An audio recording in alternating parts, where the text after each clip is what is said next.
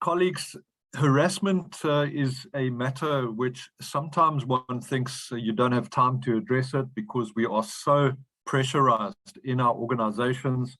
We are with clients continuously, but if there's one aspect that deserves integration, as Kevin said, into organizations from a durability or sustainability point of view, it's this particular matter of harassment.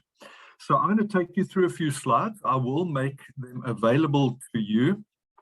I've also got a policy template and a risk assessment template that you are most welcome to. I'll send them to Krista, and she's welcome to distribute the slides and the other documents.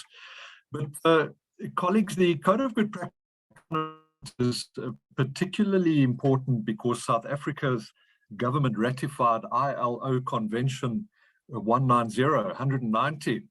And of course, as soon as we ratify these conventions as countries, we now have to put our money where our mouths are. And then obviously we need to ensure that these are addressed. So I'm going to be talking this morning, probably most of the talking around the Code of Practice, practically what it means to you as organizations and how to address it with your clients.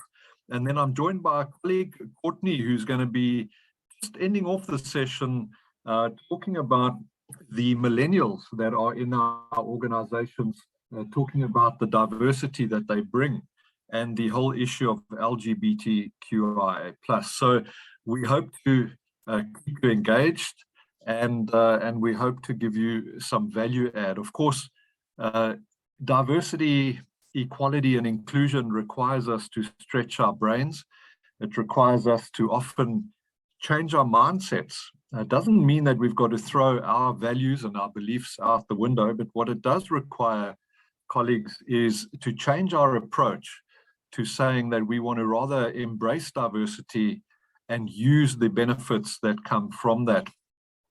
Just before we started, I thought, to make it a bit more specific to you in your industry, let's look at it right up front from a temporary employment services point of view. You are most welcome to put questions in the chat box and make comments. I really appreciate that. Anything that you'd like to discuss, we are all, everyone on this call are fully immersed in your industry and in labor relations, so we can collaborate. But if we look at it just from an employment equity point of view around TESs, colleagues, we've